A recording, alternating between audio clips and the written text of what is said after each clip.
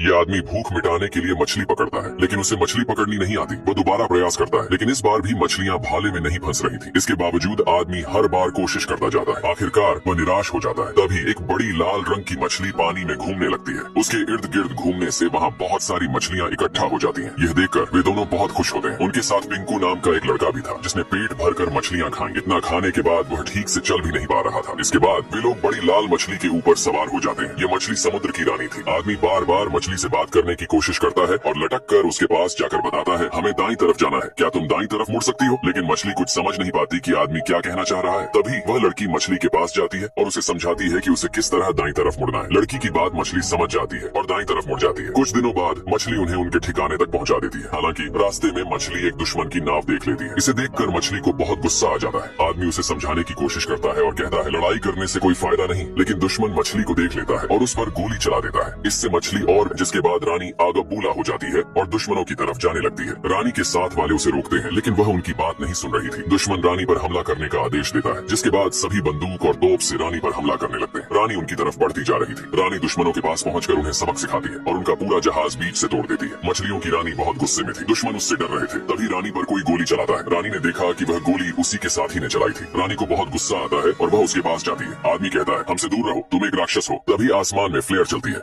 आदमी दूरबीन से देखता है कि एक और दुश्मनों की नाव आ रही थी। रानी को भी यह बात पता चल गई थी। दुश्मनों ने रानी को देख लिया था। ये लोग उसे राक्षस बोल रहे थे। रानी दुश्मनों की तरफ जा रही थी। लड़की आदमी से रानी को रोकने को कहती है, लेकिन आदमी कहता है, उसे जाने दो, दुश्मन अपना हथियार तैयार कर रहे थे। रानी उनके पास पहुंच चुकी थी। ये लोग एक सही समय का इंतजार कर रहे थे। तभी रानी पानी के नीचे से उनकी तरफ जाने लगती है। दुश्मन रानी की तरफ एक भाला छोड़ता है, जिससे भाला रानी को लग जाता है। रानी पानी में गिर जाती है। समुद्र की रानी मछलियों की रक्षा करती थी। वह किसी को मछलियां पकड़ने नहीं देती थी, लेकिन अब वह मरी हुई। शिकारियों ने समुद्र की रानी को झर वाले भाले से मार गिराया था। शिकारी रानी के पास जाता है और कहता है, हिलने की कोशिश भी मत करना, जितना हिलोगी जहर उतना फैलेगा। भलाई इसी में है कि शांत रहो। सभी लोग उस धन से हुए भाले को निकाल देते हैं और रस्सी से रानी को बांधने लगते हैं। समुद्र की रानी इतनी बड़ी थी कि इंसान उसके सामने चींटी के समान था। शिकारी रानी को अपने साथ लेकर जा रहे थे। अगली सुबह वे अपने महल के पास पहुंच चुके थे, लेकिन रानी की दोस्त उसे बचाने के लिए उसके पास जा रही थी। वह रस्सी को काटने लगती है। रानी को महल के अंदर लाया जाता है, जिसे देखकर यहाँ के सभी लोग बहुत खुशी मनाते हैं, क्योंकि वे रानी को राक्षस समझते थे। महल की महारानी भी बहुत प्रसन्न होती है और कहती है, तुमने एक बहादुरी वाला काम किया है जो तारीफ के काबिल है। शिकारी कहता है, महारानी, आप ही ने मुझे डरपोक और बुजदिल शिकारी कहा था, शायद आप भूल चुकी हैं। शिकारी को खुद पर घमंड था। वह समुद्र की रानी के पास जाकर कहता है, तुम्हारा यह राज्य और दौलत मेरे सामने सब फीका है। महारानी को यह सुनकर बहुत बुरा लगता है। इसी बीच लड़की अभी भी रस्सी को काट रही थी। शिकारी रानी को मारने जा रहा था। तभी लड़की के पास शिकारी की साथी आती है और कहती है, शायद हमने समुद्र की रानी को पकड़कर गलती कर दी है। फिर वह अपनी तलवार से रस्सी काट देती है। रानी को होश आ चुका था। सभी लोग वहाँ से भागने लगे, लेकिन रानी के शरीर में अभी भी थोड़ा जहर बाकी था, जिस वजह से वह खुद को संभाल नहीं पा रही थी। महल भी तबाह हो रहा था। यह देखकर महल की महारानी घबरा गई। तभी रानी को फिर से होश आया। महारानी बोली, शिकारी इसे जानबूझकर यहाँ लेकर आया है ताकि पूरा महल तबाह कर सके। राजा ने सिपाहियों को हमले का आदेश दिया और महल से तोपें निकाली गईं, लेकिन रानी अभी पूरी तरह होश में नहीं थी। सभी तोपें लेकर तैयार थे। उधर शिकारी वहाँ से छुपकर भागने की कोशिश कर रहा था। समुद्र की रानी ने शिकारी को देख लिया और उसे पकड़ने के लिए उसके पीछे गई। राजा और महारानी यह देखकर डर गए और वहाँ से भागने लगे। शिकारी ने प्रतिमा में लगे भाले को निकाल लिया, लेकिन रानी ने उसे पकड़ लिया। शिकारी नीचे गिर गया। उसने कई जीवों की जान ली थी और आज उसकी बारी थी। रानी उसे निगलने ही वाली थी कि तभी उसकी दोस्त उसे रोक देती है। रानी हालांकि गुस्से में थी, लेकिन वह उसकी दोस्त की बात सुनकर रुक गई। लड़की ने कहा, इस शिकारी को मारने से लड़ाई का अंत कभी नहीं होगा। शिकारी को एक नया जीवन मिल गया। उसने सबके सामने वादा किया कि वह अब कभी किसी का शिकार नहीं करेगा। उसने भाले को भी तोड़ दिया, लेकिन महारानी को भरोसा नहीं हो रहा था कि समुद्र की रानी ने उसकी बात कैसे मानी।